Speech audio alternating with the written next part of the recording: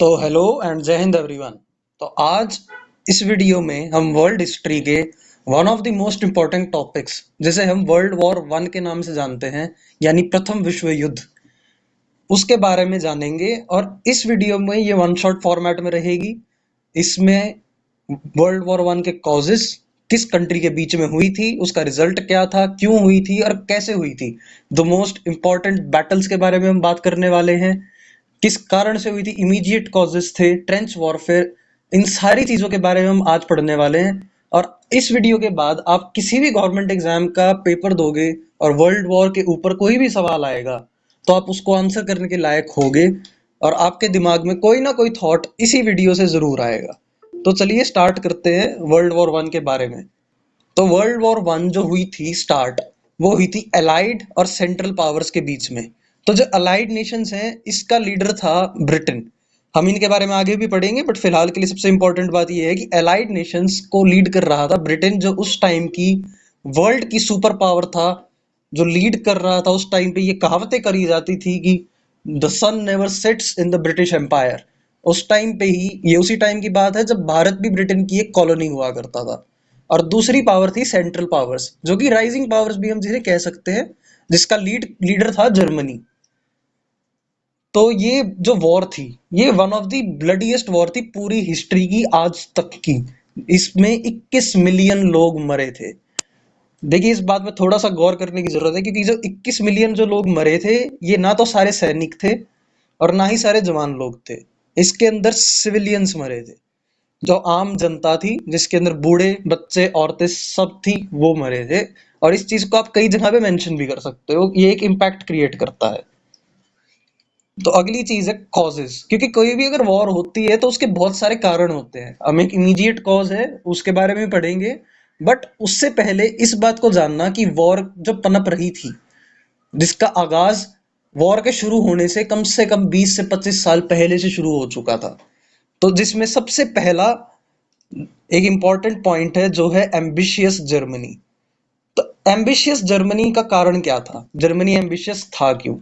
तो अगर आपको मैं एक मैप दिखाऊं, इधर आप अगर इस मैप में देखेंगे तो इंडस्ट्रियल रेवोल्यूशन, अगर आपने मॉडर्न हिस्ट्री में पढ़ा होगा, तो वो शुरू हुआ था ब्रिटेन में। ये यूनाइटेड किंगडम और आयरलैंड है, इसी से मिलके ब्रिटेन बनता है। तो यहाँ पर आया था इंडस्ट्रियल रेवोल्यूशन 1800 के टाइम पर, और वो इंडस्ट्रियल रेवोल्यूशन यूनाइटेड किंगडम से आगे फैलकर गया फ्रांस में, और ये धीरे धीरे पहुंचा बाद में काफी जर्मनी में। बट जर्मनी इस मामले में कुछ हद तक हम कह सकते हैं लकी भी थे, और जर्मन्स कुछ मामले में इसमें मेहनती भी ज्यादा थे। हमने आज भी सुना होगा, बहुत सारी गाड़ियां हैं और बहुत सारा एक डंका बजता है जर्मन स्टील का। तो जो स्टील की यहाँ पर बात होती है, क्यों? क्योंकि जर्मनी के पास आयरन और एल्यूमिनियम के बहुत बड़े रिजर्व्स थे, और जर्मनी एक एम्बिशियस कंट्री था कि हमें बढ़ना है, हमें जर्मन फर्स्ट पॉलिसी को अपनाना है। ये उनकी हिस्ट्री का एक पार्ट रहा है, चाहे हम आगे जाके वर्ल्ड वॉर टू में हिटलर को देख लें, चाहे हम उस टाइम के जर्मनी को भी देख लें। तो अगर हम वापस आए इसी स्लाइड पे, तो जर्मनी एम्बिशियस था। अब जर्मनी एम्बिशियस था, इससे खतरा ब्रिटेन और फ्रांस को सबसे ज्यादा था। अब ब्रिटेन और फ्रांस को सबसे ज्यादा इसलिए था क्योंकि ब्रिटेन, जो कि उस टाइम पर कॉलोनीज बनाया करता था, और सबसे बड़ा लैंड वाइज और जैसे हम कह सकते हैं मिनरल वाइज रिच देश हुआ करता था ब्रिटेन, क्योंकि वो अपनी कॉलोनीज से बहुत सारा रॉ मटेरियल इंडस्ट्रीज में पंप करता था। और दूसरा सबसे बड़ा कॉलोनाइजर था फ्रांस, जो कि 1914 आते आते इतना पावरफुल नहीं बचा जितना ब्रिटेन था, बट उनके पास भी काफी सारी कॉलोनीज थी अफ्रीका के अंदर, जिनसे वो काफी हद तक एक रेवेन्यू और रॉ मटेरियल जनरेट कर पाते थे। तो भारत के पास इस टाइम पे ब्रिटेन के पास भारत था, और जर्मनी के पास अफ्रीका में बहुत सारी कॉलोनीज थी। तो अगर हम बात करें कि जर्मनी एम्बिशियस था, तो इससे ब्रिटेन और फ्रांस को खतरा क्या था? और सबसे बड़ा खतरा जो था वो ब्रिटेन और फ्रांस में से फ्रांस को ज्यादा बड़ा था। अब इसका भी एक कारण है, क्योंकि फ्रांस नेपोलियन के टाइम वाला फ्रांस नहीं बचा था। 1914 आते आते फ्रेंच मिलिट्री और फ्रेंच जो डेमोक्रेसी है उसका राज हुआ, रेनेसांस आया, और फ्रांस इंटरनली भी काफी कमजोर था। वॉर से उनके पैसे भी काफी सारे जा चुके थे, और मिलिटरीली भी इतना स्ट्रांग नहीं था। और ब्रिटेन वहीं पर दूसरी तरफ एक ऐसा एम्पायर था जिसके पास खोने को बहुत कुछ था, और इसी टाइम पर इंडिया भी उनकी कॉलोनी थी और इंडिया भी दांव पर लगी हुई थी। और जर्मनी एक्सपैंड कर रहा था, उसके पास इंडस्ट्रीज लगनी नई नई शुरू हुई थी। तो जब नई नई इंडस्ट्रीज लगती हैं तो जर्मनी को डिमांड आई कॉलोनीज की। क्यों? क्योंकि कॉलोनीज से आता था रॉ मटेरियल, सस्ता लेबर और बहुत सारे पैसे टैक्स कलेक्शन के थ्रू। क्योंकि अगर वो आपकी कॉलोनी है तो वहां पे टैक्स कलेक्शन का राइट भी आपका है। तो उस वजह से जर्मनी को कॉलोनीज चाहिए थी। But colonies, majority of the world में जो भी कंट्री कॉलोनी बनने लायक थी उसमें से एक ना एक ब्रिटेन या फ्रांस की थी। तो जर्मनी को कहीं ना कहीं इन्हीं दोनों की टेरिटरी से उस चीज को छीनना था। और इस वजह से ब्रिटेन और फ्रांस पर एक कहीं ना कहीं खतरा काफी टाइम पहले से मंडराता शुरू हो चुका था। दूसरी चीज थी अल्ट्रा नेशनलिज्म। देखिए, नेशनलिज्म की जब हम बात करते हैं, ये एक अच्छा शब्द है, इसे आप नेगेटिवली नहीं लेना लेना चाहिए। बट वही जब चीज अल्ट्रा नेशनलिज्म बन जाती है, यानी कि एक देश अपने आप को ऐसा समझ रहा है कि हम अपने भले के लिए दूसरे देश को तबाह भी करना पड़े तो हम कर देंगे, उस लेवल पे अगर आप नेशनलिज्म को दिखाते हैं तो उसे अल्ट्रा नेशनलिज्म बोलते हैं, जो कि पूरी दुनिया के लिए हमेशा से हानिकारक रहा है और आज भी है। जिसमें पैन स्लैव, अब ये स्लैव जो है ये बेसिकली स्लाविक लोग हैं, जो कि ग्रीक्स, रोमन्स और रशियंस हैं मेजोरिटेरली, उनके थ्रू बना हुआ है, जिनको रशिया लीड कर रहा है कि ये हमारे देश हैं। और एक pan German movement, pan German में भी दो देश हैं, जिसमें एक है जर्मनी और दूसरा है ऑस्ट्रो हंगेरियन एम्पायर, जो जर्मनी के उस टाइम पे जस्ट नीचे हुआ करता था। अगर आपको मैप में दिखाना हो तो इस ऑरेंज कलर में आपको दिख रहा है, ये ऑस्ट्रो हंगेरियन एम्पायर है उस टाइम का, जो कि प्राइमरीली जर्मन स्पीकिंग था। ये बस एक एम्पायर अलग था, इनकी एडमिनिस्ट्रेशन अलग थी, बट एथनिकली ये दोनों बिल्कुल सेम थे। तो एक चीज हो गई ये। और तीसरा कारण जो कि कहीं ना कहीं सबसे इंपॉर्टेंट कारण था वर्ल्ड वॉर का, वो था मिलिट्री अलायंसेस का फॉर्मेशन होना। क्योंकि अगर लड़ाई होती है तो वो दो देशों के बीच में ना रुके और तीसरा, चौथा, पांचवा, छठा देश तक उस चीज में इन्वॉल्व हो, उसका सबसे बड़ा कारण था ये मिलिट्री अलायंसेस। इसमें मिलिट्री अलायंसेस में सबसे पहले बना था सेंट्रल पावर्स का अलायंस, जो कि 1882 में बना था, जिसमें जर्मनी, इटली और ऑस्ट्रो हंगेरियन एम्पायर था। ये ऑस्ट्रो हंगेरिया लिखा हुआ है, इसको ऑस्ट्रो हंगेरियन एम्पायर भी बोलते थे। और उन्हीं से काउंटर करने के लिए कहीं ना कहीं जर्मनी के एम्बिशन को देखते हुए 1907 में एक ब्रिटेन लेड अलायंस भी था, जिसमें ब्रिटेन, फ्रांस और रशिया भी था, जो उस टाइम पर रशियन एम्पायर भी कहा जाता था। तो ये चीज हुई। और उसके बाद जर्मन एम्बिशन के चलते, और एक रीजन और था क्योंकि फ्रांस कमजोर हो रहा था, तो उसको देखते हुए एक मोरक्कन क्राइसिस हुआ। मोरक्को एक देश है अफ्रीका में, जो उस टाइम पे फ्रांस की कॉलोनी हुआ करता था, जिसके ऊपर जर्मन्स की काफी टाइम से नजर थी, क्योंकि उधर रिच रिसोर्सेस थे जो कि जर्मन्स को चाहिए थे ताकि वो डेवलपमेंट कर सके। और German weaponry was truly outstanding as compare to the French. तो उस मामले में ये लगभग तय था, अगर जर्मन फोर्सेस ने फुल फ्लेज्ड अटैक किया तो फ्रांस गिरेगा और मोरक्को जर्मन्स का होगा। बट कहीं ना कहीं ब्रिटेन जर्मनी को राइज होना नहीं देना चाहता था, और साथ में ये एक मिलिट्री अलायंस भी फॉर्म कर चुका था फ्रांस के साथ। तो ब्रिटेन ने इंटरवीन कर दिया, उन्होंने अपनी फोर्सेस भेज दी मोरक्को में टू प्रोटेक्ट इट। तो इसको देखते हुए मोरक्कन जो कैंपेन था जर्मन्स का, वो कहीं ना कहीं उन्होंने हॉल्ट पर डाल दिया। अब अगली चीज है, इसको मैं एक पिक्चर से समझाना चाहूंगा, जो नेवल डेवलपमेंट है जर्मन्स की। देखिए, आज हो चाहे कोई भी टाइम हो, आज के टाइम पर अगर यूएस सुपर पावर है तो वो कहीं ना कहीं अपनी नेवी के बलबूते पर है। यूएस की नेवी इतनी पावरफुल है कि वर्ल्ड में चैलेंज करने वाला फिलहाल टेक्नोलॉजी के मामले में कोई नहीं है। और वैसे ही उस टाइम पे ब्रिटिश नेवी हुआ करती, जिसे हम ब्रिटिश रॉयल नेवी भी कहा करते हैं। उसको चैलेंज करने के लिए जर्मन्स की टेक्नोलॉजी में यू बोट्स का इंतजाम हो गया था। यू बोट्स, जिन्हें हम आज के टाइम पे सबमरीन्स कहते हैं, वो जर्मनी ने 1914 के जमाने में बनानी शुरू कर दी थी। और ये जर्मन यू बोट्स इतनी केपेबल थी कि ये ब्रिटेन के वॉरशिप्स को कई कई 10-10 वॉरशिप एक एक सबमरीन गिराने की कैपेबिलिटी रखती थी। तो ये चीज कहीं ना कहीं एक ब्रिटेन के लिए थ्रेट बनता जा रहा था, बड़ा ही पोटेंट। और अगली चीज थी बर्लिन बगदाद रेलवे लाइन। अब बर्लिन बगदाद रेलवे लाइन इसे अगर मैं आपको अलग तरीके से ढंग से समझाना चाहूं तो आपको भी बताया गया है कि सेंट्रल पावर्स में अलायंस हो चुका था जर्मनी, इटली और ऑस्ट्रो हंगेरिया में। बट एक और पावर थी जो कि एशिया में थी, जिसे हम आज के टाइम पे मॉडर्न टर्की कहते हैं। वो उस टाइम पर ऑटोमन एम्पायर हुआ करता था, जो कहीं ना कहीं एशिया में एक एंटी यूरोप के तौर पर खड़ा हुआ था। Anti Europe in the sense कि वो रशिया, ब्रिटेन और फ्रांस के खिलाफ था। बर्लिन बगदाद रेल रोड या बर्लिन बगदाद रेलवे लाइन। अब देखिए बगदाद कहाँ पर है, ये आज के टाइम पे मॉडर्न टर्की में पड़ता है।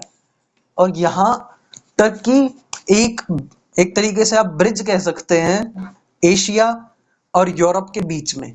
और ये चीज कहीं ना कहीं प्रो जर्मनी हो चुके थे एक टाइम तक आते आते, जो ऑटोमन टर्किश एम्पायर की लीडरशिप थी। क्यों? क्योंकि जर्मन था इंडस्ट्रियलाइज्ड, प्लस वो ब्रिटेन और फ्रांस के खिलाफ था। दूसरी चीज, ऑटोमन टर्किश एम्पायर ही ब्रिटेन और फ्रांस के खिलाफ ही थे, बट वो इंडस्ट्रियलाइज्ड नहीं थे अभी। उनके पास मॉडर्न टेक्नोलॉजीज नहीं थी, बट उनके पास एक बहुत लार्ज स्टैंडिंग आर्मी थी और रिसोर्सेज थे। तो इस वजह से जर्मनी और ऑटोमन टर्किश एम्पायर के बीच में काफी हद तक पॉजिटिव रिलेशंस थे, जिनको बूस्ट करने के लिए और दूसरी चीज इंडस्ट्रियलाइजेशन को ऑटोमन टर्किश एम्पायर तक पहुंचाने के लिए जर्मनी के अंदर एक प्लान था कि वो बर्लिन, जो कि जर्मनी की राजधानी है, अगर आप यहाँ पर देखना चाहेंगे तो ग्रे कलर में यहाँ पर दिख रहा होगा बर्लिन, यहां से लेके बगदाद, जो कि टर्की में बिल्कुल नीचे आता जाता है, यहां तक एक रेल रोड खींचेंगे। ये बड़ा ही एक एम्बिशियस प्लान था, बहुत लंबा रेल रोड था। बट इसके थ्रू ये चीज थी कि जर्मनी और ऑटोमन टर्किश एम्पायर आपस में कनेक्ट हो जाता। जर्मनी को एशिया के अंदर एक उसका सपोर्टर मिल जाता जो मिलिटरीली भी उसको सपोर्ट करेगा, क्योंकि ऑटोमन टर्किश एम्पायर के पास भले ही इंडस्ट्रियलाइज्ड ना हो, ना ही उनके पास बहुत तगड़ी वेपनरी हो, बट उनके पास नंबर्स थे। ऑटोमन टर्किश एम्पायर के पास एक लार्ज स्टैंडिंग आर्मी थी, उनके पास एक्सपीरियंस था जंग लड़ने का। तो उसे फुलफिल करने के लिए जर्मनी ने ये प्लान किया। बट इसमें दिक्कत क्या थी कि यहां पर एक देश पड़ता है जिसे हम बोस्निया बोलते हैं, और बोस्निया में एक इलाका पड़ता है बाल्कन। उस टाइम पे इसका नाम बोस्निया था, आज के टाइम पे अलग अलग नामों से जाना जाता है। उस टाइम पे इसे बोस्निया कहते थे, और यहाँ पर इलाका पड़ता था बाल्कन, जिसे आज के टाइम पे बाल्कन क्राइसिस भी कहा जाता है। उस बाल्कन क्राइसिस था, वो लैंड था डिस्प्यूटेड। वो ऑस्ट्रो हंगेरियन एम्पायर वाले भी क्लेम करते थे उसको, और उसको सर्बिया भी क्लेम करता था कि ये मेरा है। बट वहां से रेल रोड जाए बिना पॉसिबल ही नहीं था कि कहीं और से रेल रोड जा सके। और बर्लिन बगदाद रेल रोड के ऊपर ऑलरेडी बहुत खर्चा कर चुका था जर्मनी, और बहुत साल लगा चुका था, तो उसे वो जर्मनी नहीं छोड़ना चाहता था।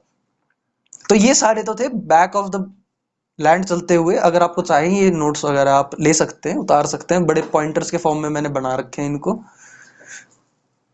तो यहाँ पर जर्मनी तो चाहता था कि बर्लिन और बगदाद के बीच में रेलवे लाइन बन जाए, बट जो लैंड पे वो रेलवे लाइन बिछनी थी, वो लैंड जिसका था उसके ऊपर चल रही थी लड़ाई। तो अब आगे बढ़ते हुए ये सारी चीजें बैकअप में चली रही थी, तो एक वर्ल्ड वॉर ऑलरेडी सबको पता था कि पनप तो रही है। बट इमीडिएट कॉज क्या था? तो ये बात है साराजीवो। साराजीवो बेसिकली बोस्निया की कैपिटल है या कैपिटल थी उस टाइम पर।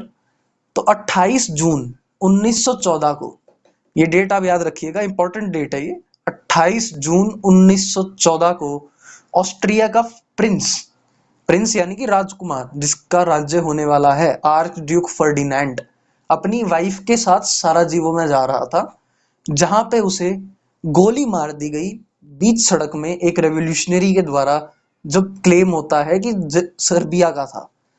और जैसे ही ये बात पता चली ऑस्ट्रो हंगेरियन एम्पायर को कि इसके पीछे रशियन सर्बियन रेवोल्यूशनरीज का हाथ है, तो उन्होंने सर्बिया को दे दिया अल्टीमेटम। अल्टीमेटम यानी कि आप अनकंडीशनल सरेंडर करो, वरना हम आपके ऊपर वॉर छेड़ देंगे।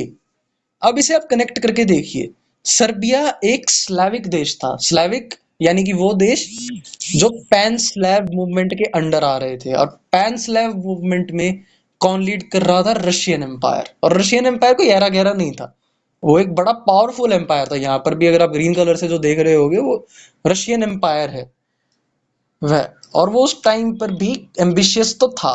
वो चाहते थे कि हम स्लेविक देशों का लीडर बने, तो कहीं ना कहीं उन्होंने भी उनको पंप दे दिया कि यार जा तू, हम भी देख लेंगे क्या करते हो, क्या देख लेंगे। तो उस चीज में सर्बिया ने मना कर दिया कि हम तो नहीं करेंगे सरेंडर, कर लो जो करना। और ऑस्ट्रिया ने सर्बिया के ऊपर वॉर डिक्लेयर कर दी और ऐसे शुरू हुई वर्ल्ड वॉर 1। अब वर्ल्ड वॉर 1 शुरू तो हो गई थी, दो देशों के बीच में लड़ाई भी शुरू हो चुकी थी, बट ये इतनी कुछ खास बड़े स्केल पर शुरू नहीं हुई थी। बट ये शुरू हुई जब एंट्री हुई हमारे main player of the world war 1, Germany की। जर्मनी की एंट्री हो गई। जर्मनी ऑलरेडी भरा बैठा था, उसे सिर्फ और सिर्फ एक बहाना चाहिए था लड़ने का, और वो उसे बहाना मिल चुका था। तो जर्मन्स ने श्लीफन प्लान जिसे बोला जाता है जर्मन्स का, तो अगर आपको मैप के थ्रू मैं इसे समझाऊं, तो जर्मन्स का प्लान था कि हम बेल्जियम के थ्रू होते हुए जाएंगे।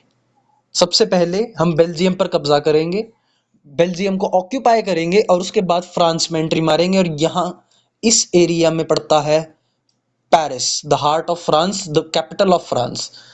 और वहां पर हम अटैक कर देंगे अपना फुल फ्लेज्ड फोर्स इकट्ठी लगाते हुए। जर्मन हमेशा से बिलीव करते थे कि एक बार हिट करो और इतना जोर से करो कि सामने वाले को संभलने का मौका ना मिले। क्यों यहां से ही अटैक क्यों किया? अब आप लोगों के कईयों के दिमाग में आ रहा होगा डायरेक्ट बॉर्डर तो फ्रांस का और जर्मनी का यहाँ लग रहा है, तो जर्मनी वाले इतना दूर बेल्जियम से पंगा लेके क्यों जा रहे हैं? तो यहाँ पर एक बहुत बड़ी दिक्कत थी जो की थी नेचुरल माउंटेन्स और टेरेन और घने जंगल। और इन घने जंगलों में से फोर्सेस को जिस स्पीड से जर्मनी मूव करना चाहता था वो पॉसिबल नहीं था। तो जर्मनी ने प्लान किया कि हम बेल्जियम पे पहले अटैक करेंगे। और माइंड इट, जर्मन्स की ये एक कहीं ना कहीं तारीफ की बात है मिलिट्री कॉन्क्वेस्ट के मामले में। 7 दिन, एक हफ्ते के अंदर उन्होंने बेल्जियम के ऊपर कब्जा कर लिया था। शुरू हुआ, बेल्जियम ऐसे बिखरा कि बेल्जियम को खुद नहीं समझ में आया कि क्या हुआ। और साथ के साथ जब फ्रांस ने कोशिश करी कि वो यहां से रिटेलिएट करे, तो फ्रांस ने यहां पर अपनी फोर्सेस भी लगा ली और अपना बॉर्डर भी साथ के साथ प्रोटेक्ट कर लिया। तो कहीं ना कहीं एक चेकमेट मूव था बेल्जियम को कैप्चर करना, क्योंकि अब जर्मनी को एक बेस मिल गया था फ्रांस के ऊपर अटैक करने का। तो इस बात को आप जरूर नोट कीजिएगा कि एक हफ्ते के अंदर, मात्र एक हफ्ते के अंदर उन्होंने पूरा बेल्जियम कैप्चर कर लिया था। तो उनको एक सॉलिड बेस तो मिल गया था और पेरिस उनकी रीच में भी था। बट बात क्या थी, बेल्जियम के साथ यूनाइटेड किंगडम और ये आइसलैंड आयरलैंड आपको दिख रहा है, ये जो ब्रिटेन है, इन्होंने एक कॉन्ट्रैक्ट या फिर आप इसे ट्रीटी कह लो, ट्रीटी ऑफ न्यूट्रलिटी साइन कर रखी थी। और उसके थ्रू ब्रिटेन ऑफिशियली बेल्जियम का प्रोटेक्टर बन गया था। तो ब्रिटेन का कोई इनिशियली कोई मोटिव नहीं था कि वो वॉर में कूदने वाले हैं, बट उनकी मजबूरी थी कि उन्हें बेल्जियम को बचाने के लिए वॉर में कूदना पड़ा। हालांकि बेल्जियम को तो वो फिर भी नहीं बचा पाए, बट उन्होंने फ्रांस में आए और उन्होंने एक लाइन ड्रॉ हो गई जहां पर जर्मन फोर्सेस को कहीं ना कहीं कुछ टाइम के लिए हॉल्ट पर उन्होंने डाल दिया फ्रेंच फोर्सेस के साथ मिलके, क्योंकि फ्रांस की आर्मी की बस का नहीं था जर्मनी को रोकना। बट यूनाइटेड किंगडम की एंट्री के बाद उनका जो डिफेंस था वो स्ट्रांग हो गया था और जर्मनी को रोकने लायक हो गया था। तो कहीं ना कहीं श्लीफन प्लान जो कि था बहुत जल्दी हम फ्रांस को कैप्चर कर लेंगे, वो इतना सक्सेसफुल नहीं हो पाया। तो जब यहाँ पर एक लाइन बन गई दोनों देशों के बीच में, तो ब्रिटिश फोर्सेस और फ्रेंच फोर्सेस के बीच में यहाँ पर एक कहीं ना कहीं एक लाइन बन गई जहां पर वो हॉल्ट पर आ गई, और उन हॉल्ट्स पर हो गया शुरू ट्रेंच वॉरफेयर। अब ट्रेंच वॉरफेयर अगर किसी को समझाना हो तो आप ये देख सकते हैं, ट्रेंचेस होते हैं जो बेसिकली गहरे गहरे गड्ढे खोद देते हैं 5-5 6-6 फुट के, जिसके अंदर सैनिक नीचे खड़े होकर बंदूकों से फायरिंग करते हैं।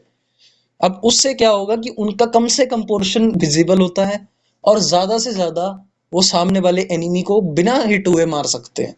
अब इससे क्या हुआ, ये कहीं ना कहीं स्टेलमेट मूव था वर्ल्ड वॉर 1 का, क्योंकि इसकी वजह से वर्ल्ड वॉर 1 की जो स्पीड थी, जो जर्मनी चाहता था जिस स्पीड में वर्ल्ड वॉर 1 चले और जिस स्पीड में वो पेरिस को कैप्चर करें, वो कहीं ना कहीं धीमी पड़ गई थी, जो कि ब्लडी थी, हाई कैजुअलिटी थी। इसमें जो सोल्जर्स जाते थे उसमें से मेजोरिटी मरते थे। और स्लो वॉर जो कि जर्मनी बिल्कुल नहीं चाहता था। और ना जर्मनी ने एक्सपेक्ट करा था, क्योंकि जिसने जहां गड्ढा खोद दिया वो वहीं रुक जाता था। आगे बढ़ना नियर टू इम्पॉसिबल टास्क होता था। अगर एक फोर्सेस को बढ़ना भी आगे, तो उन्हें हेड ऑन फायर को फेस करना पड़ता था, जिसमें मेजोरिटी ऑफ द सोल्जर्स मर जाते थे। तो ट्रेंच वॉरफेयर की शुरुआत होती है। ये जो वॉर थी ना, इसके अंदर एक पॉइंट के बाद बारिश का मौसम भी आ गया, और बारिश के मौसम में आया कीचड़, तूफान और बीमारियां। अब बीमारियां ऐसी ऐसी बीमारियां आई कि एक तो बीमारी का नाम भी, अगर आप जो टॉप राइट कॉर्नर में जो फोटो है, इसे अगर आप ध्यान से देखेंगे, इसे हम बोलते ही ट्रेंच फुट है। ये इतनी कॉमन हो गई थी ट्रेंच वॉरफेयर के दौरान कि जब आप लगातार कई कई घंटे भीगे हुए जूतों में, भीगी हुई जुराबों में, गंदी हाइजीन में रहते हो, तो आपके पैरों में गैंग्रीन और आपके पैरों में इन्फेक्शन होना शुरू हो जाता है, जिसकी वजह से आपका कई कई कई सोल्जर्स का पैर भी काटना पड़ा था। और दूसरी चीज, स्लो डाउन तो हो ही गया था वॉरफेयर। और तीसरी चीज, एक मोरल। जब आप एक ही जगह पर, कंजेस्टेड जगह पर, बीमारियों से भरी हुई जगह पर, जहां पर हर रोज कोई ना कोई बेफालतू की बीमारी, डायरिया हो रहा है लोगों को, लोगों को निमोनिया हो रहा है, लोगों को मलेरिया हो रहा है, ऐसी ऐसी बीमारियों से कोई मर रहा है, वहां पर एक सोल्जर की मोटिवेशन कहीं ना कहीं कम भी होती है। और वॉरफेयर तो स्लो हो ही रहा था। और उसके बाद साथ के साथ बारिश के सीजन के बाद ठंड भी पड़ गई और बर्फबारी भी शुरू हो गई थी, जो कि कहीं ना कहीं जर्मन फोर्सेस के लिए फेवरेबल नहीं थी। ठीक, क्योंकि उन्हें एडवांस करना था। ब्रिटेन और फ्रांस को तो सिर्फ डिफेंड करना था। उन्होंने अपनी टेरिटरी होल्ड करने के लिए trench warfare is the best, आज भी यूज होता है। बट अगर आपको एडवांस करना है और सामने वाले ट्रेंचेस खोद दी हैं, तो आगे सोल्जर्स का बढ़ना नियर टू इम्पॉसिबल हो जाता है। तो इसके बाद अगर हम बात करते हैं, एक हमारा नया प्लेयर एंटर हो जाता है उस तरफ। तो वेस्टर्न फ्रंट में तो आप देख ही सकते हो कि एक चेकमेट वाली सिचुएशन आ चुकी है। दोनों एक तरफ बैठे हुए हैं और चुपचाप अपना बस ट्रेंच वॉरफेयर चल ही जा रहा है, चल ही जा रहा है। दूसरी तरफ रशिया एडवांस करता है। जो रशियन राजा था उस टाइम का, वो बड़ा ही एम्बिशियस था कि मैं स्लोवाक हूँ, मैं I will be the protector of the Slavic nations, उस वाले जोन में था। और वो चाह रहा था कि मैं वॉर में एंट्री मारूं और कहीं ना कहीं अपना एक रुतबा रेडी करूं। हालांकि रशिया के पास कोई बड़ा रीजन नहीं था, एक ही कहीं ना कहीं कह सकते हैं कि उधर के राजा की जिद थी। तो रशियंस उतने टेक्नोलॉजिकली एडवांस नहीं थे, वो घोड़ों पे ही चल रहे थे, पैदल ही चल रहे थे, तो उनकी स्पीड कम थी, बट वो चल रहे थे। और वो आगे चलते चलते टैनेनबर्ग एक शहर है जो आज की डेट में यूरोप में पड़ता है, वहां तक पहुंच गए थे। वहां पर जाके इनका सामना होता है जर्मनी से, जो कि नंबर्स में बहुत कम थी। कंपेयर अगर हम करें, जो जर्मन फोर्सेस थी और रशियन फोर्सेस, बहुत कम थे जर्मन्स। बट जर्मन्स के पास थे रेल रोड्स और सुपीरियर ट्रांसपोर्टेशन सिस्टम। अब सुपीरियर ट्रांसपोर्टेशन सिस्टम आपको सुन के लग रहा होगा इतना इंपॉर्टेंट नहीं है, बट ये बहुत इंपॉर्टेंट है।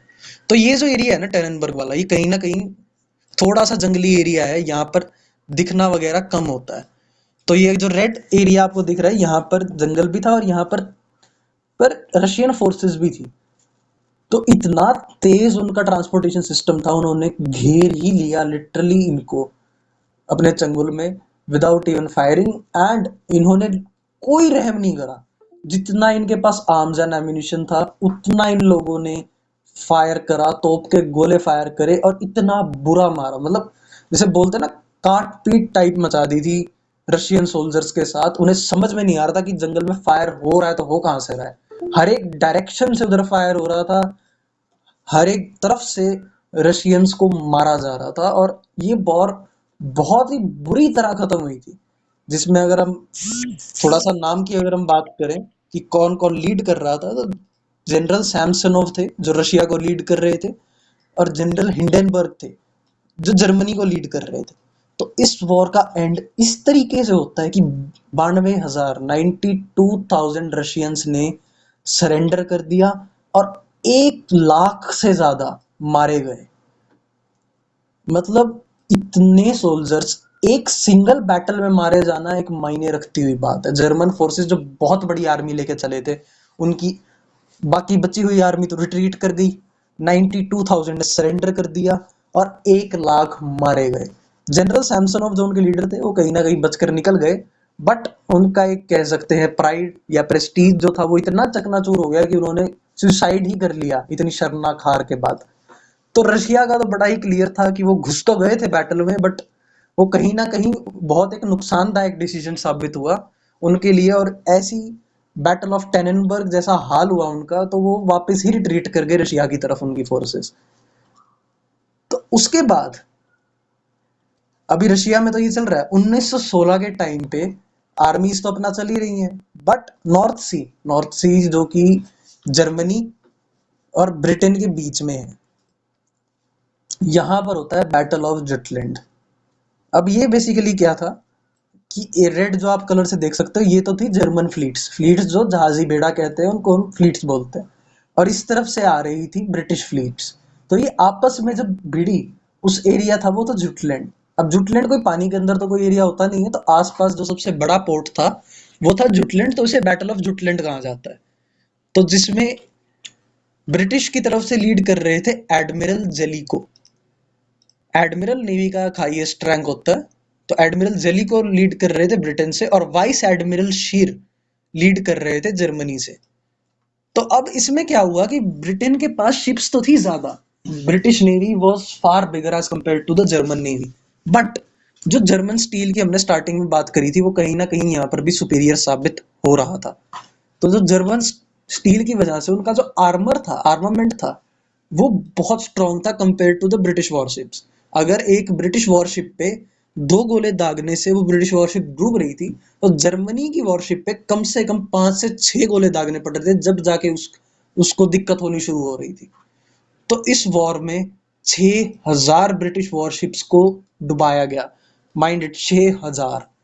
जो ये 6,000 वॉरशिप्स है ना, ये आप नंबर अगर आप सोचोगे तो आपको इमेजिन करना छोटा पड़ जाएगा कि एक वॉरशिप कितनी बड़ी होती है, और 6,000 डूब गई थी उस एक बैटल में।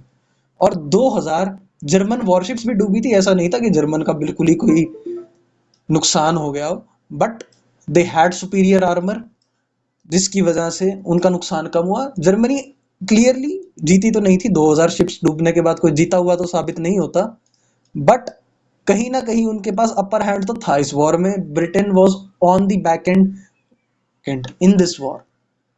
तो यहाँ पर अगर हम बात करेंगे ऑटोमन थिएटर ऑफ वॉर, अब ये थिएटर बेसिकली होता है जो अलग अलग एरियाज में वॉर सेम टाइम पर चल रही होती है, तो हम उसे थिएटर्स में डिवाइड कर देते हैं।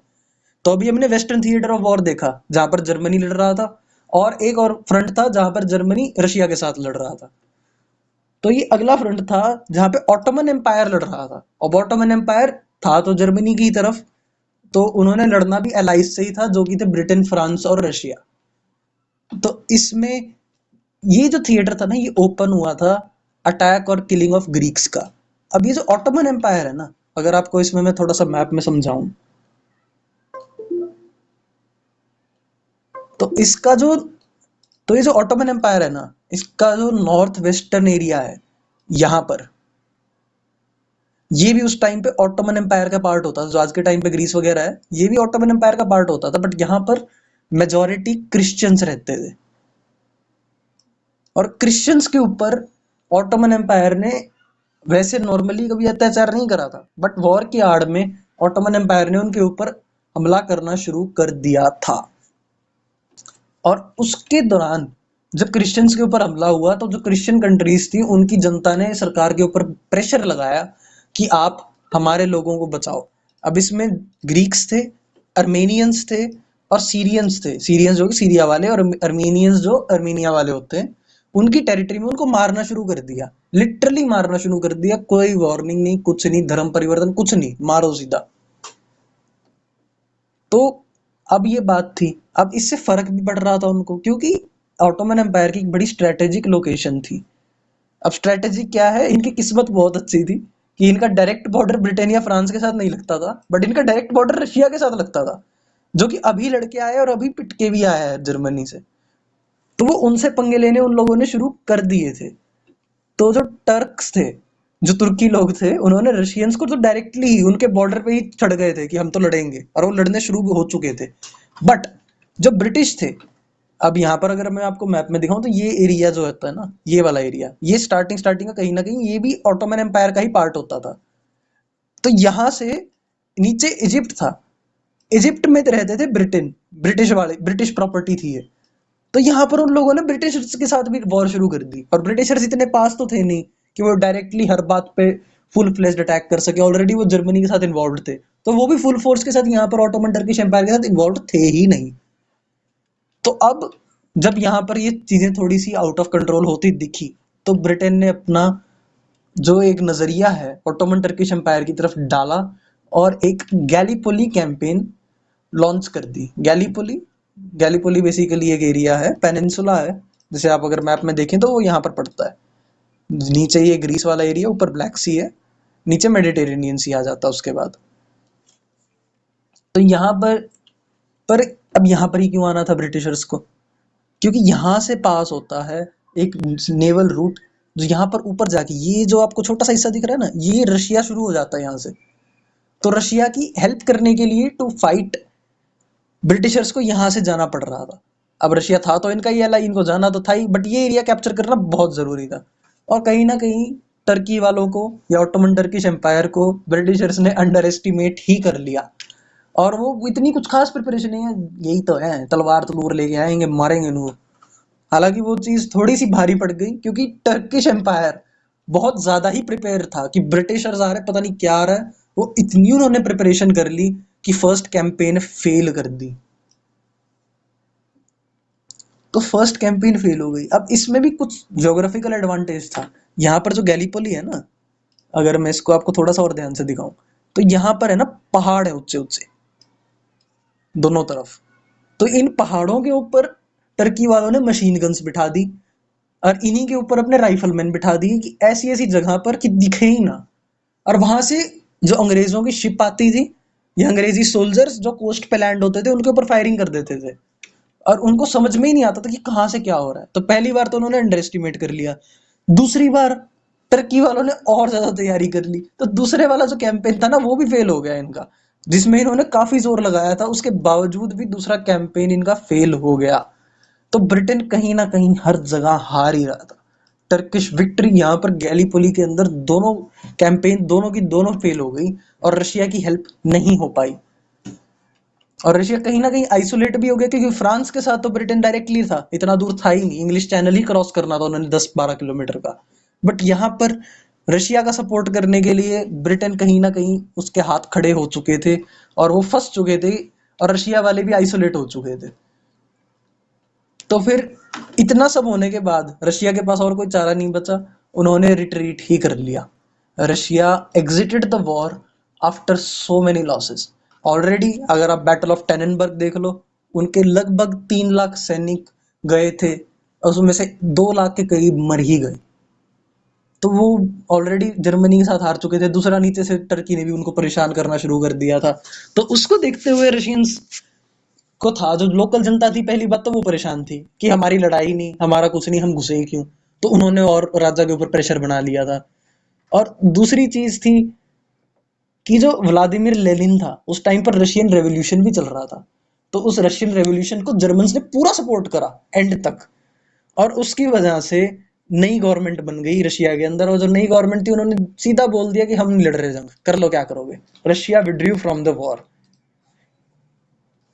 तो ये चीज आप नोट कर सकते हैं, इधर गैलीपोली की कैंपेन की भी बात करी गई है, और यहाँ पर वॉर के अंदर थोड़ा सा मेरी हार्श बोल सकते हो आप, मैंने थ्रैश लिख दिया है। अगर आपको थोड़ा सा पोलाइट होके लिखना है एग्जाम में, तो आप लिख सकते हो कि दे वर डिफीटेड। तो इसके बाद अब जर्मनी था ऑल टाइम हाई पे, हर जगह जर्मनी रशिया को ऑलरेडी हरा के आया था। बेल्जियम उसने कैप्चर कर लिया था, फ्रांस का काफी हिस्सा उसके पास ऑलरेडी था। तो 1918 में स्प्रिंग आ गया। बर्फ थी, माइंडेड बर्फ थी, वो बर्फ पिघल चुकी थी, बारिशों का सीजन गया। अब आ चुकी है स्प्रिंग। स्प्रिंग जो बोलते हैं ना, मीठी मीठी धूप वाला मौसम, वो वाला आ चुका है। तो उस मौसम में जर्मन्स ने प्लान किया कि हम अब दोबारा फुल फ्लेज्ड फोर्स लगाएंगे। उन्होंने बड़ा ही एक वैसे रिस्की ऑफेंस था ये, ट्रेंचेस ऑलरेडी बिछी हुई थी फ्रांस और ब्रिटेन की, उनके ऊपर से बेशक उनको हाई कैजुअलिटी झेलनी पड़ी, उन्होंने उन्होंने पुश किया। और ये एक तरीके से लास्ट रिजॉर्ट ही था, क्योंकि उन्हें पता था वॉर कहीं ना कहीं खत्म भी होने वाली, क्योंकि उनके सोल्जर्स भी थक चुके थे। तो इस चीज को देखते हुए, और वो इतना पास आ चुके थे फ्रांस में इतना फ्रांस नहीं, यहाँ पर माफ कीजिएगा, फ्रांस की जगह पे यहाँ पे आप पेरिस लिखिएगा। पेरिस के इतना पास आ चुके थे कि जो आर्टिलरी शेल है, आर्टिलरी जो तोप के गोले होते हैं, उनके शेल्स थे वो फ्रांस की कैपिटल यानी कि पेरिस तक पहुंचने शुरू हो गए थे। वर्ल्ड वॉर वन के दौरान जर्मन तोप के गोले फ्रांस में गिरने शुरू हो चुके थे, इतना पास आ चुके थे वो फ्रांस के। तो लगभग तय ही था कि जर्मनी यहाँ पर जीतने ही वाला है। बट यहाँ पर आ गया है एक ट्विस्ट। यहाँ पर USA out of nowhere included in the war. अब यूएसए, आप सोच रहे हो कि कहाँ से आ गया, इनकी तो जंग थी भी नहीं, मैं भी उड़ के आ गई। ये तो इनका ना कोई मिलिट्री अलायंस था ना कुछ और था। इनके भी रीजंस है कई सारे चढ़ने के, जिसे हम थोड़ा सा भी डिटेल में आपको बताऊंगा, क्योंकि इनके आने के बाद ही वॉर की टाइड भी चेंज हुई थी। तो सबसे पहली चीज आपको ऑलरेडी देख रहे हो कि फ्रांस गिरने की कगार पर है। ब्रिटेन फ्रांस को नहीं बचा पा रहा है। रशिया ऑलरेडी एग्जिट कर चुका है वॉर से। तो ये जो एक इंग्लिश स्पीकिंग इनकी सिंपैथी थी कि यार हमारे जो बाप दादा हैं वो हैं तो ब्रिटिशर्स ही, उनके साथ थोड़ा सा यार इतना भी नहीं करना चाहिए। दूसरा एक कैपिटलिस्ट, ब्रिटिशर्स भी कैपिटलिस्ट हैं, फ्रेंच भी कैपिटलिस्ट हैं, यूएसए वाले भी कैपिटलिस्ट हैं। ये दोनों हालांकि इतने इंपॉर्टेंट पॉइंट्स नहीं है।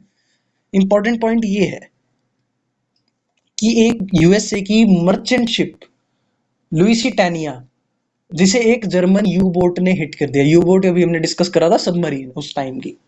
तो वो जो शिप थी वो सप्लाईज लेके आ रही थी बेसिकली एलाइड देशों के लिए, जो भी ब्रिटेन और फ्रांस थे उनके लिए। एक मर्चेंट शिप थी जो सप्लाईज ला रही थी, खाने पीने का सामान था और था, बेसिक नीड्स थी।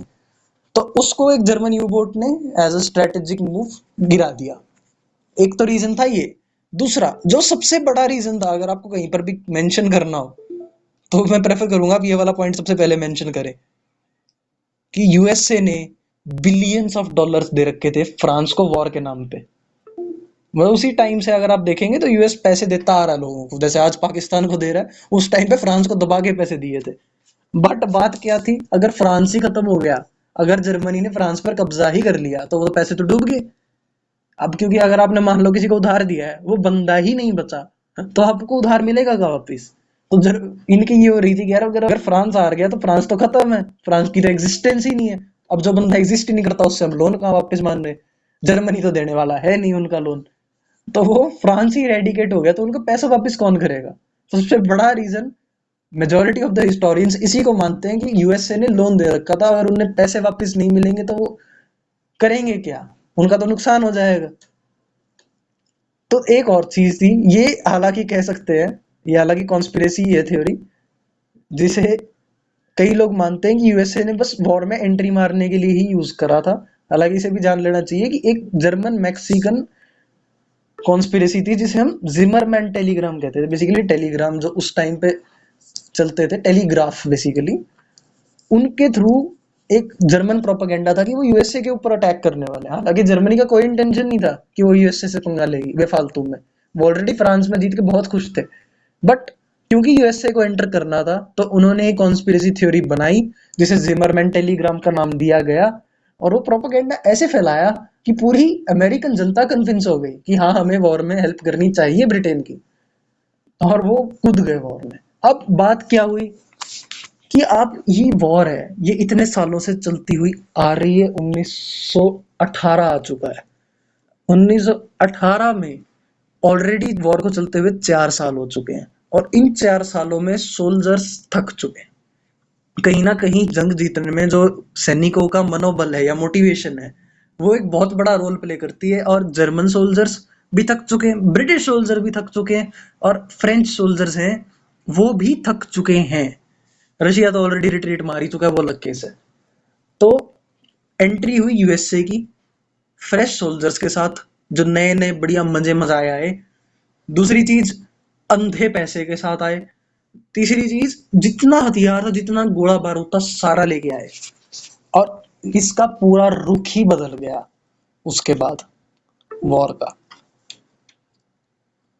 उस वॉर का ऐसा रुख बदला कि जर्मन्स को पीछे तो खदेड़ा ही खदेड़ा, बल्कि फ्रांस पूरा का पूरा रिकैप्चर हो गया और जर्मनी बैकफुट पे आ गया। इस लेवल तक चीज हुई। और उसके बाद अब थोड़ा सा हम एक इंडियन उसमें आएंगे पर्सपेक्टिव में, क्योंकि हम इंडिया से पढ़ रहे हैं, हमें पेपर वगैरह में अगर लिखना है या क्वेश्चंस आएंगे तो इसमें से आने के चांसेस हैं। तो एलाइड में कहीं ना कहीं ऑटोमन थिएटर में भी जब एंट्री होती है यूएसए की और फंड्स की और हथियारों की, तो ऑटोमन थिएटर में भी सक्सेस शुरू हो जाती है। अब इसमें डेट्स वगैरह, इसकी डेट वगैरह एग्जैक्ट याद रखने की कोई ज़्यादा ज़रूरत नहीं है, नॉर्मल सा ही है, आप इसे बस सुन लीजिए एज अ स्टोरी, और एज अ इनमें नाम ज़रूरी है कि कौन से लांसर्स ने पार्टिसिपेट किया था। तो बैटल ऑफ हाइफा, हाइफा आज की डेट में मॉडर्न डे इजराइल के अंदर पड़ता है। और हाइफा एक शहर था जो कि एक जर्मन कॉलोनी था उस टाइम पे। यहाँ पर आप देख सकते हैं लिखा हुआ है जर्मन कॉलोनी था हाइफा। तो यहाँ पर कब्जा करने के लिए इंडियन ट्रूप्स को भेजा गया था। अब कई लोग बोलेंगे इंडियंस तो लड़े नहीं थे, जी हाँ, इंडियंस भी बैटल ऑफ हाइफा लड़े थे। इसमें प्रिंसली स्टेट्स की दो यूनिट्स लड़ी थी, मैसूर लांसर्स और जोधपुर लांसर्स। इसमें की नाम याद रखिएगा, मेजर दलपत सिंह शेखावत, इन्होंने जोधपुर लांसर्स को लीड किया था। अब लांसर्स से आपका मतलब है, अगर आप इस फोटो में थोड़ा सा आपको ध्यान से अगर देखेंगे, छोटी फोटो है थोड़ी, ये भाले थे, घुड़सवार थे, जब भाला लेके चलते थे, इन्हें हम लांसर्स बोलते थे। वर्ल्ड वॉर 1 के जमाने में बंदूकों से ये लोग भाला लेके बंदूकधारी सैनिकों के ऊपर चढ़ते थे। और इस चीज में कहीं ना कहीं प्लान बना था कि जो जर्मन फोर्सेस हैं वो यहाँ ऊपर बैठी हुई थी गन्स लगा के। तो प्लान ये था कि यहाँ से आएंगे, तो जो जोधपुर लांसर्स हैं वो यहाँ से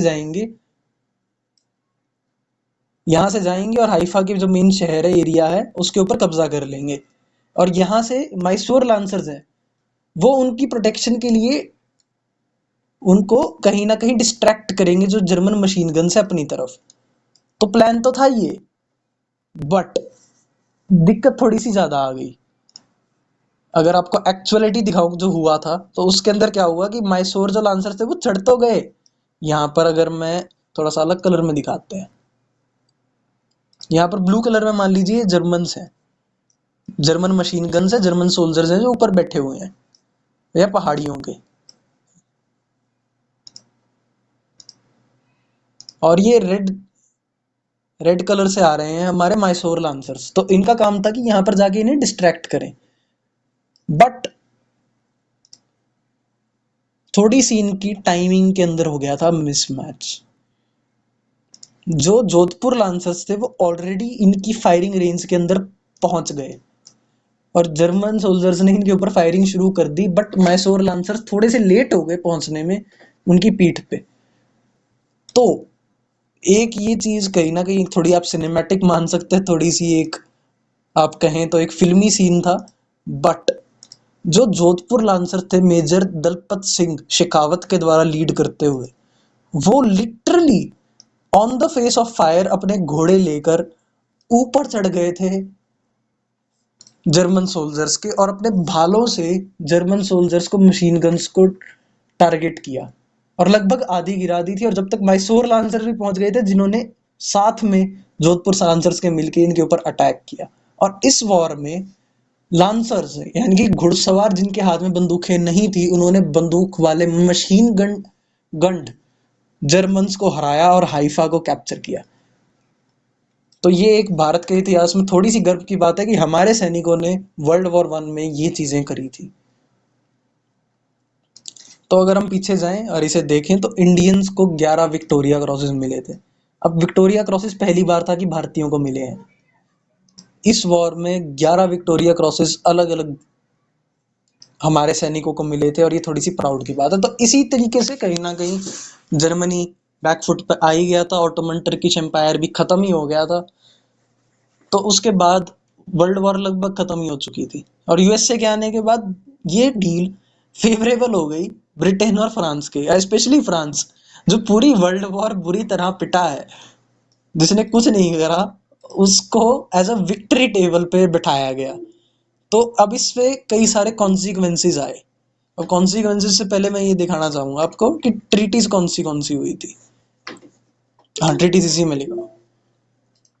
तो इसी के साथ कहीं ना कहीं ऑटोमन टर्किश एम्पायर भी खत्म ही हो चुका था, और साथ के साथ जो जर्मनी था वो भी बुरी तरह बैकफुट पे आ चुका था यूएसए के एंट्रेंस के बाद, क्योंकि शेयर नंबर्स में यूएसए ने मिलकर बहुत ज्यादा तपाई मचा दी थी, और ऑटोमन थिएटर में भी कहीं ना कहीं अलाइड फोर्सेस का दबदबा बैठ चुका था। तो इसके बाद क्या हुआ, यूएसए एक सुपर पावर बन गया। जिसे हम आज यूएसए को सुपर पावर मानते हैं, वो वर्ल्ड वॉर वन के बाद उसका रुतबा बनना शुरू हो चुका था और यूएसए के हिसाब से चीजें चलनी शुरू हो चुकी थी। तो इसका जो एंड हुआ था ये आप थोड़ा सा याद रखिएगा, लास्ट वाला पॉइंट पे पहले आ रहा हूं मैं। ट्रीटी ऑफ वर्सैलिस, वर्सैलिस बेसिकली फ्रांस के अंदर है, इसके अंदर वॉर एंड हुई थी। तो इसके अंदर कहीं ना कहीं ट्रीटीज के अंदर लगभग जर्मनी को ही सारा कुछ मान लिया गया था कि यही लोग खराब हैं, इन्हीं की वजह से वॉर हुई। और सारा जो भरपाई थी वॉर की, वॉर का कंसेशन कि भाई हमारा खर्चा हुआ है वॉर में तुम्हारी वजह से, तो तुम अब हमें पैसे दो, हमें खर्चा पानी दो वॉर का। तो जर्मन लिटरली बहुत बुरी तरह दबा दिए गए थे इसमें। बड़ी एक अनफेयर सी ट्रीटी हुई थी, but this is how war works, ऐसे ही होता है। तो इसके बाद क्या हुआ कि इमीडिएटली अनएम्प्लॉयमेंट, जो इतने सारे सोल्जर्स थे, रेगुलर तो थे नहीं, सिविलियंस को पकड़ पकड़ के यूनिफॉर्म देके जाओ भाई तुम भी लड़ो। अब वो सोल्जर उस टाइम पे तो उसको तनख्वाह मिल रही थी, अब वॉर खत्म हुई उनको भगा दिया जाओ। अब वो इतने सारे जो लाखों नौजवान लड़के 20-21 साल के थे वो अनएम्प्लॉयड हो गए। और साथ के साथ वॉर के टाइम पर इतना जो यूथ गया, वो सारा जो खेती बाड़ी में इन्वॉल्व होता था, वो सारा यूथ तो चला गया जंग लड़ने। और दूसरी चीज, जो जितना राशन पानी था उसमें से आधे से ज्यादा भी जंग में ही चला गया। तो उसके बाद फेमाइन्स आई, और इसी टाइम पे कई सारे कॉलोनीज, इंडिया में भी कई जगहों पे फेमाइन्स आई थी, क्योंकि ब्रिटेन ने इंडिया का अनाज वर्ल्ड वॉर वन में खर्च कर दिया था काफी हद तक। तो यहाँ पे बेगिंग नहीं है, बिगनिंग है, beginning of the end of European supremacy. आज से पहले आप देख सकते होगे कि यूरोप की सुप्रीमेसी थी, Britain was leading the world, but USA emerge हो गया एज अ सुपर पावर, और ब्रिटेन कहीं ना कहीं बुरी तरह तबाह हो चुका था, और फ्रांस तो मतलब खत्म ही हो चुका था ऑलमोस्ट, पूरा मतलब तोड़ फोड़ बुरे हाल थे। तो ये तीन नई कंट्रीज बनी थी, पोलैंड, यूगोस्लाविया और चेकोस्लोवाकिया। ये चलो इतना इंपॉर्टेंट नहीं है। ऑटोमन एम्पायर खत्म हो गया, ऑस्ट्रो हंगेरियन एम्पायर भी खत्म हो गया। वो ऑस्ट्रो हंगेरियन एम्पायर था, उसी का काफी majority of the part Germany के अंदर ही मर्ज हो गया, कि वो भी इतना ड्रेन हो चुके थे कि अब हम नहीं लड़ सकते दोबारा। और ये कि लीग ऑफ नेशंस, इसे हम यूनाइटेड नेशंस जो आज के टाइम पे है उसका फोर फादर भी बोलते हैं। तो लीग ऑफ नेशंस फॉर्म हुआ था, इसका पर्पस था कि हम वॉर को रोकेंगे, आगे दोबारा वर्ल्ड वॉर वन ना हो, उसके लिए ये बना था। बट ये कहीं ना कहीं फेल हो गया था। वर्ल्ड वॉर टू हुई थी, हम सबको पता है, इसके बारे में भी अगले लेक्चर में पढ़ेंगे। और जो इंडियन इंडिपेंडेंस मूवमेंट है इंडिया के पर्सपेक्टिव में, जो उस टाइम पर इंडिया कॉलोनी तो था ही अंग्रेजों की, तो ब्रिटेन कहीं ना कहीं थोड़ा कमजोर हो गया था, और थोड़ा सा उसका ध्यान भी घट गया था कि इंडिया से। तो जो ब्रिटिश इंडिया था उसको इंडिया बनाने का जो प्रोसेस था वो कहीं ना कहीं स्ट्रेंथन हो गया था। इसको थोड़ा सा हम मॉडर्न हिस्ट्री ऑफ इंडिया में पढ़ेंगे। तो आज के इस लेक्चर में इतना ही पढ़ाऊंगा मैं। इसमें बेसिकली जो आप नोट्स है ना, इनकी आप स्क्रीनशॉट ले लो या लिख लो, क्योंकि ये बड़े छोटे छोटे मैंने पॉइंटर्स में बना रखे हैं, ये आपका फायदा ही होगा।